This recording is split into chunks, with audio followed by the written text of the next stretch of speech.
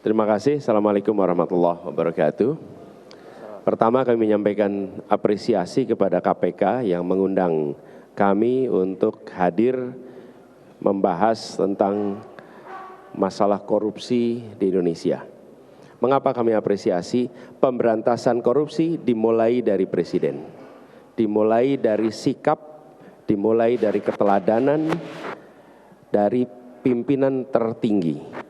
Ketika pimpinan tertinggi menegakkan prinsip integritas, maka dia akan menular ke bawah. Ketika pemimpin tertinggi memberikan toleransi dan permisif, maka sikap itu akan menular juga ke bawah. Karena itu bagi kami, undangan ini adalah sangat baik. Dan bagi kami semua, kami berdua, saya dengan Gus Muhaimin, menggunakan kesempatan ini untuk menyampaikan kepada rakyat Indonesia bahwa kami berdua selama ini telah menjalankan kegiatan-kegiatan pencegahan, kegiatan-kegiatan anti korupsi sejak kami muda dan sampai dengan kami bertugas di pemerintahan. Karena itu malam hari ini menjadi penegasan atas komitmen kami ke depan, meneruskan apa yang kami berdua kerjakan selama ini. Ada hal penting yang menurut kami perlu kami sampaikan.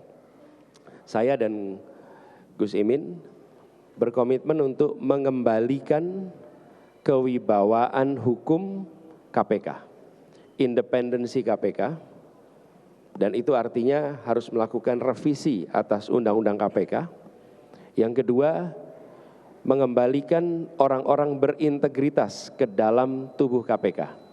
Bukan berarti orang lama dikembalikan, tapi prinsip rekrutmen mendasarkan kepada integritas yang tanpa toleransi, baik untuk pimpinan maupun untuk pegawai KPK. Dengan begitu, kita bisa mengharapkan satu, lembaganya independen. Yang kedua, orang-orang yang berada di dalamnya berintegritas. Dan ini termasuk sistem rekrutmen. Yang ketiga, kode etik KPK dijaga tinggi dan didisiplinkan. Kita ingat era di mana pimpinan KPK disiplin betul di dalam melaksanakan kode etik. Dan seluruh pegawai KPK menggunakan kedisiplinan yang sama. Saya ingat pada saat saya bertugas menjadi Ketua Komite Etik KPK 2012, saya berkantor di KPK hampir 3 minggu. Dan ketika berinteraksi, mereka disiplin sekali. Saya ketemu di lift pegawai KPK, saya tanya sedang sibuk apa? Mereka akan bilang, mohon maaf Pak, kami tidak bisa menjawab. Jadi bukan diselimurkan, dikatakan, mohon maaf Pak, kami tidak bisa menjawab. Dan itu mengirimkan pesan, Pak, ini orang punya integritas, dia pegang tuh kode etik. Nah, hari ini kita merasakan komitmen itu turun, kultur menjaga etika itu seakan hilang. Dan kami ingin bukan hanya lembaganya independen, rekrutmennya berintegritas, tapi juga kode etiknya dijaga disiplin yang tinggi. Nah, berikutnya ada beberapa langkah yang kami rencana akan kerjakan. Itu sudah saya sampaikan di dalam pertemuan tadi. Tapi komitmen kami untuk pemberantasan korupsi bukan semata-mata karena kami saat ini menjadi calon presiden dan calon wakil presiden. Tapi ini adalah meneruskan atas perjuangan yang kami jalani selama ini. Termasuk yang bersama kami hari ini. Ini adalah pribadi-pribadi yang memiliki rekam jejak berjuang untuk memberantas korupsi di Indonesia. Sebagian ada di sini, sebagian tidak. Tapi kami menyadari persis salah satu hal yang membuat janji kemerdekaan itu belum bisa dilunasi pada setiap anak bangsa adalah karena korupsi yang merajalela. Karena itu pemberantasan menjadi penting. Demikian 5 menit yang diberikan kepada kami. Terima kasih. Assalamualaikum warahmatullahi wabarakatuh. Waalaikumsalam warahmatullahi wabarakatuh. Terima kasih Pak Anies, Pak Muhaimin atas kehadiran. Karena nggak ada tanya jawab, jadi minta maaf ya. Iya, bukan saya nggak mau. Aturannya nggak boleh. Tidak ada tanya jawab Ya. memang ya. Jadi Oke, terima kasih. tanya jawabnya nanti session berikutnya ya. Oke. Ya. Makasih semuanya. Assalamualaikum.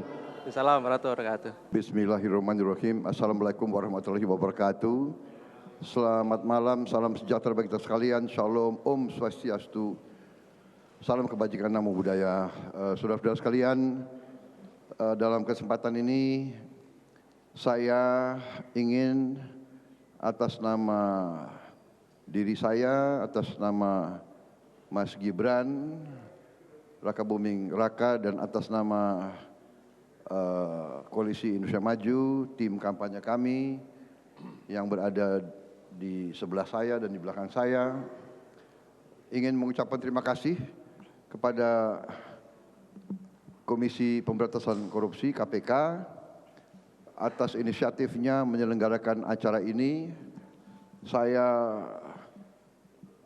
merasa bahwa acara ini sangat penting dan saya juga besar hati dan gembira paslon 1 dan 3 juga memiliki komitmen yang sama untuk memberantas korupsi. Jadi saya merasa sekarang ada kesadaran dari semua elit politik bahwa rakyat kita menuntut korupsi harus diberantas. Korupsi ini melemahkan bangsa, korupsi ini membahayakan masa depan bangsa. Dan tadi sudah dijelaskan 3 paslon, saya kira semuanya positif, upaya KPK juga yang sudah dipaparkan positif, hambatan-hambatan kami catat, kami akan dukung semua upaya untuk memperkuat KPK dan juga penegak-penegak hukum lainnya, polisi, kejaksaan, semua instrumen penegakan hukum, instrumen mengawasi kekayaan negara harus kita perkuat. BPK, BPKP, semua instrumen-instrumen itu harus kita perkuat. Dan tadi pendekatan saya adalah pendekatan yang saya sampaikan adalah pertama, sistemik, sistemnya kita harus perbaiki, kualitas hidup semua pelaku penegak hukum harus kita perbaiki, dan yang ketiga, memberi contoh dari atas. Ingarso Sungtulodo, pemimpin harus memimpin dengan contoh, dan kita harus memberi contoh dan memberi kehendak politik, tekad politik untuk memberantas korupsi. Saya kira itu yang ingin saya sampaikan. Terima kasih. Wassalamualaikum warahmatullahi wabarakatuh. Mungkin Mas Gibran ingin menambahkan. Ya. Cukup? Iya. Ya, juga saya tadi 1 menit, sampaikan kita coba upaya-upaya untuk mempercepat mitigasi itu, termasuk bila perlu pembuktian terbalik.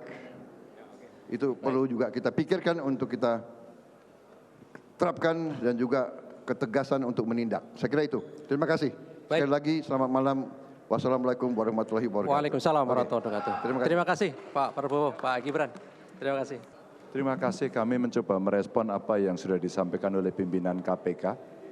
Tadi ada beberapa 3 RUU saya kira yang mesti diselesaikan, dan saya kira itu sama dengan apa yang menjadi program dari Ganjar Mahfud. Penguatan kelembagaan KPK, mengembalikan pada independensinya, dan ketika independensi saya tambahin tadi, KPK juga harus menjaga integritas dirinya. Tidak boleh digunakan oleh kekuasaan atau kepentingan apapun. Betul-betul memberantas korupsi, termasuk tentu saja proses pencegahan yang bisa berkolaborasi dengan pemerintah, dari pusat sampai dengan daerah, termasuk RUU perampasan aset. Dan dalam konteks pencegahan, rasanya jauh lebih penting.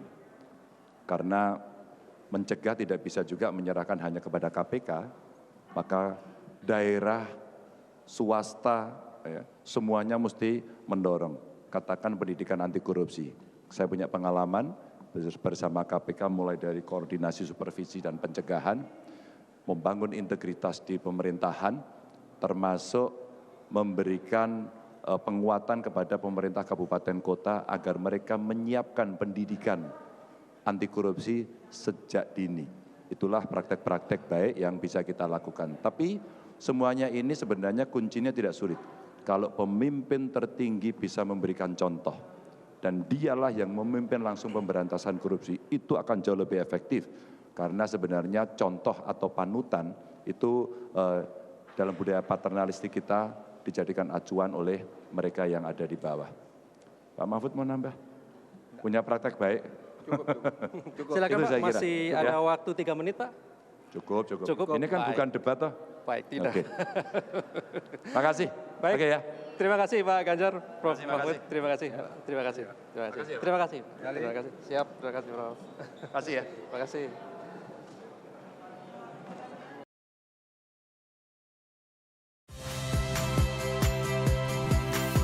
Saya Radi Saputro. Saksikan program-program Kompas TV melalui siaran digital, pay TV dan media streaming lainnya. Kompas TV, independen, terpercaya.